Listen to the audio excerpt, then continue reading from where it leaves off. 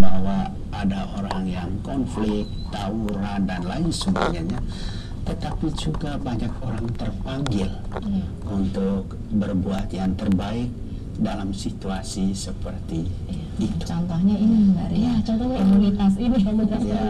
Jadi ternyata dengan begitu banyaknya masalah yang terjadi di bangsa tercinta kita, lahirlah komunitas-komunitas yang memang akhirnya peduli terhadap sesama begitu. Berdasarkan tadi dasar Alkitab yang Romo sampaikan. Mungkin saya ke Ibu Shirley dan juga ke tentunya Pak Priyo, ke Bu Shirley. Bu Shirley, sebenarnya apa sih yang menggerakkan Ibu gitu untuk bisa ambil bagian dalam komunitas peduli kasih? Apa yang mendorong Ibu Shirley? Terima kasih Mbak Ria. Seperti apa yang tadi dijelaskan oleh Romo, bahwa Allah yang sudah lebih dahulu mengasihi kita, sehingga pengalaman mengalami kasih Allah yang hidup itulah yang membuat kita tergerak untuk ambil bagian. Pengalaman mengalami kasih Allah yang hidup lewat Yesus, yang sungguh Allah yang hidup bagi kehidupan kita, dan sabdanya bahwa kasihilah Tuhan Allahmu dengan segenap hatimu, dengan segenap jiwamu, dan dengan segenap akal budimu. Serta Yesus berpesan bahwa kasihilah sesamamu manusia seperti dirimu sendiri. Kita tidak dapat membalas kasih Allah selain kita mengembalikan kepada sesama. Itu wujud kita sebagai orang Kristiani yang mau membalas cinta kasih Allah di dalam kehidupan kita. Jadi bentuknya di sini deh gitu ya. Bentuknya di sini Ibu Shirley ambil bagian dalam komunitas peduli kasih. Ya, nah kalau Pak Priyo sekarang gimana tadi? Apakah sama juga dengan Ibu Shirley? Gimana Pak Priyo? Ya, kami merasa terpanggil untuk ikut serta di dalam peduli kasih ini. Terutama kita dan teman-teman yang lain masing-masing punya talenta yang berbeda-beda. Mereka merasa terpanggil karena kita mempunyai sesuatu yang bisa kita berikan ya untuk membantu sesama. Nah itu yang makanya kita semua terpanggil. Jadi kelebihan yang kita punya kita akan bagikan ya ke sesama kita. Ada panggilan ingin berbagi, ya, gitu ingin Pak. berbagi. Tapi sebenarnya komunitas ini punya satu kegiatan yang agak spesifik mungkin ya.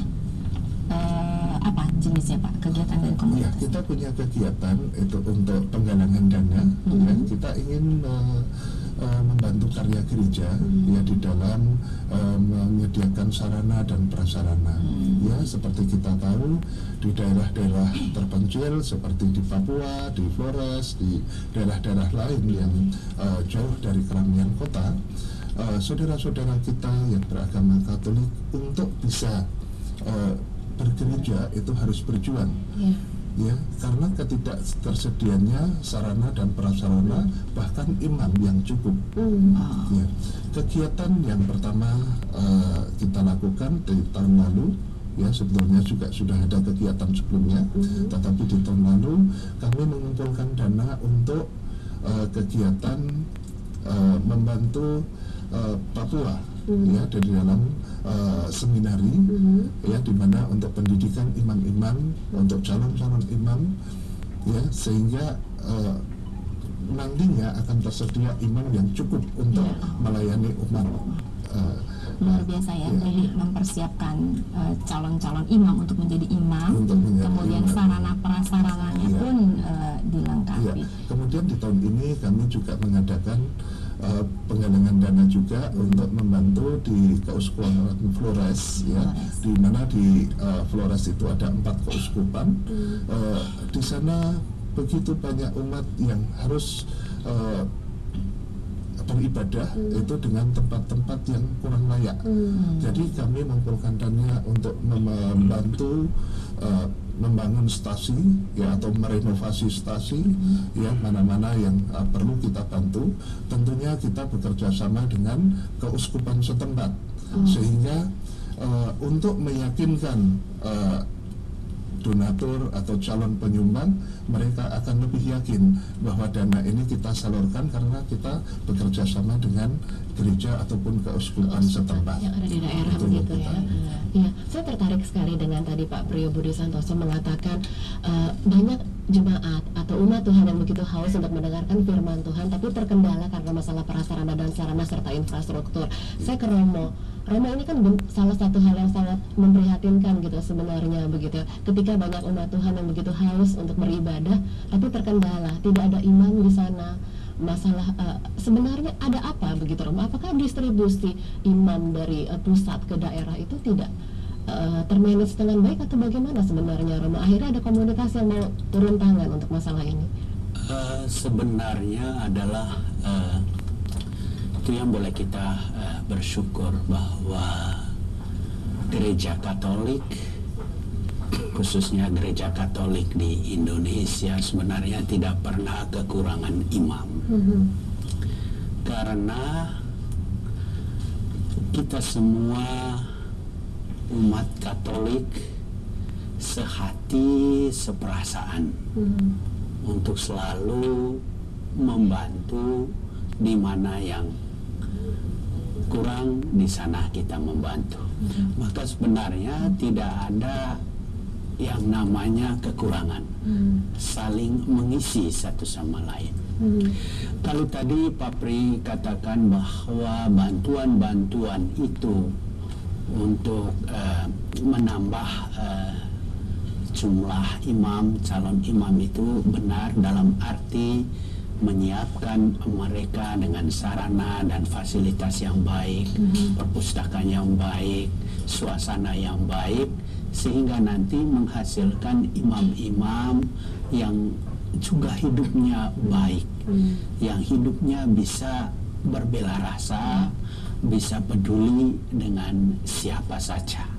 Karena itu sebenarnya sekali lagi kita bersyukur bahwa gereja Katolik ingin selalu menanamkan sikap berbela rasa dengan siapa saja, sehingga setiap orang tidak merasa kekurangan tetapi hidup dalam kelimpahan.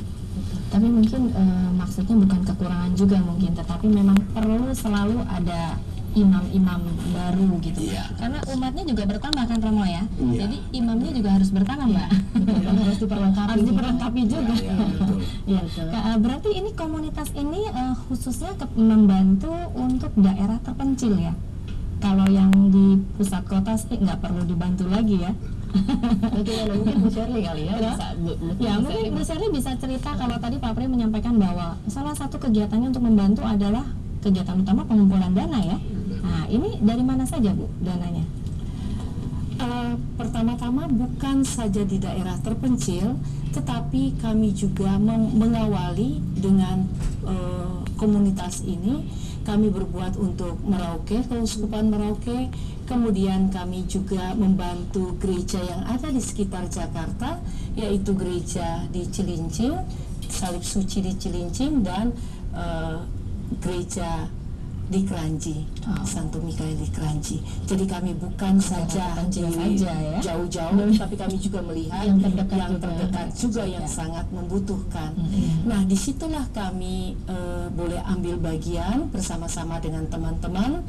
Teman-teman ini sendiri terdiri dari lintas paroki yang juga tergerak untuk ambil bagian. Nah, akhirnya bertumbuhlah menjadi satu komunitas yang namanya Peduli Kasih. Sejak tahun berapa ya Bu terbentuk ini? Sudah lama Bu? Sudah cukup lama saya rasa.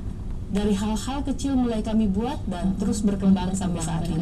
Anggotanya kebanyakan kayaknya wanita ya? Ibu-ibu? Ya mungkin saat ini waktunya ya. Coba kasih kesempatan dulu nih. Mungkin buat Bapak Ibu di studio dari Peduli Kasih yang mau disampaikan dulu, saya persilahkan. Mungkin boleh mengenai pengalaman sejak bergabung dengan komunitas gitu. Mungkin silakan berdiri. Namanya siapa Pak? Nama saya Pak Martinus Manggo. Pak Martinus Manggo, silakan Pak. Pertanyaan saya terima kasih karena Peduli Kasih ini beberapa waktu yang lalu telah membantu di Flores. pertanyaan saya, apakah peduli kasih ini berkelanjutan untuk membantu di Flores dan kira-kira dalam bentuk wujud nyata apa? Itu saja. Terima kasih. Baik. Pak Priyo atau Ibu Shirley, silakan. Oke. Bu Shirley, silakan. Terima kasih untuk pertanyaan yang sangat bagus. Rasanya hati kami sungguh terhibur ya bahwa begitu banyak orang yang membutuhkan pelayanan ini. Namun mengingat Indonesia begitu besar, tahun lalu kami baru buat untuk Papua dan tahun ini kami buat untuk Flores. Sementara begitu banyak keuskupan yang lain sedang menanti untuk kami berbuat buat mereka. Tetapi untuk perjalanan pelayanan kami untuk Flores ini saat ini sedang mulai dikerjakan, dan mungkin kalau Tuhan berkenan kita juga tetap akan berkarya. Jadi continue gitu ya, Ya. Pak ya. Ya, ibarat iman ini harus ada pembinaan begitu ya, untuk pembinaan terus lah begitu kata lainnya ya. Mungkin satu lagi silahkan dari Ibu yang mau bertanya. Ya, silakan Ibu. Dengan siapa Ibu? Nama saya Flavia. Ibu Flavia, silakan Bu. Mungkin saya cuma mau menanyakan seperti dari Papua, Peduli Kasih Papua ini banyak berkarya di daerah-daerah. Ada satu hal yang mau ditanyakan adalah kadang-kadang kita merasa bahwa kita memberi berupa materi aja sudah cukup. Apakah kita harus juga melakukan sesuatu, misalnya kunjungan ke rumah jompo atau anak cacat, karena kita merasa sudah memberikan berupa materi. Itu aja. Iya, dari Mungkin Romo ya. Boleh Romo, silakan Romo. Iya, baik. Terima kasih. Ya. Sebenarnya adalah apapun yang kita berikan dengan tulus hati itu amat bermakna bagi siapapun yang membutuhkannya. Kalau kita ada waktu untuk berkunjung sentuhan secara langsung dengan mereka yang berkekurangan, itu baik. Tetapi kalau belum ada saatnya untuk kita bersentuhan langsung, juga melalui cara-cara yang lain. Selain sumbangan materi, juga bisa melalui doa-doa kita. Karena saya tahu bahwa ada yang tidak bisa sempat untuk mengunjung secara langsung tempat-tempat itu. Mereka menitipkan sumbangannya. Ada yang tidak punya apa-apa, yang ada adalah tenaga. Lalu dia mengunjungi tempat itu untuk membawakan saluran dari teman-temannya. Ada yang tidak bisa tenaga, ada yang tidak punya apa-apa, tetapi dia melakukannya dengan doa. Sehingga itu yang saya katakan tadi, bahwa kita semua yang sudah dibaptis ada peran untuk menjadi raja, melayani, ada peran untuk menjadi nabi, memberikan kesaksian, ada peran untuk berdoa, untuk memohon. Jadi ada saat-saat di mana kita diberi Tuhan untuk berkesempatan. Jadi tidak bisa kita katakan, aduh saya ini tidak cukup kalau saya hanya titip saja, saya harus kunjungi. Jadi benar apa yang dikatakan oleh Ibu tadi, bahwa memang kita perlu juga saat-saat tertentu untuk sentuhan langsung dengan orang-orang yang menderita. Tentu itu baik, tetapi semua cara kita bisa pakai untuk meringankan, menolong orang-orang yang dirasa perlu ditolong. Iya. Sebenarnya banyak sekali yang ingin kita bahas ya, tentang bela rasa. Tapi mungkin Romo ada pesan-pesan sekaligus juga kesimpulan gitu untuk para umat yang hari ini menyaksikan program kita. Mungkin sehubungan dengan tahun depan ya, tahun 2013, tema APP itu kan mengenai bela rasa ya. Romo ya, mungkin sekalian pesan apa yang harus kita persiapkan untuk memasuki 2013. Silakan Romo. Baik, terima kasih. Pesan saya untuk semua pemirsa di tanah air, khususnya bagi semua orang yang berkehendak baik, untuk membangun sikap berbela rasa bagi setiap orang di tengah situasi kita saat ini, teristimewa bagi orang-orang yang berkekurangan, supaya hati kita tergerak oleh belas kasihan Tuhan, karena kita semua dipanggil untuk memuliakan Tuhan melalui perbuatan-perbuatan baik kita. Iya, baik. Karena waktunya sudah habis, terima kasih Romo untuk waktunya kesempatan kali ini. Bu Shirley, makasih untuk sharingnya. Pak Priyo juga makasih. Dan tentunya untuk teman-teman dari komunitas peduli kasih, Bapak Ibu terima kasih untuk kehadirannya di studio. Dan tentunya, baik kita harus undur diri. Iya, kita harus undur diri. Kesempatan kali ini dan tentunya kita akan masih mendengarkan dan menyaksikan pujian nanti dari teman-teman Anggeman Family. Saatnya kami berdua harus pamit undur. Tuhan Yesus memberkati.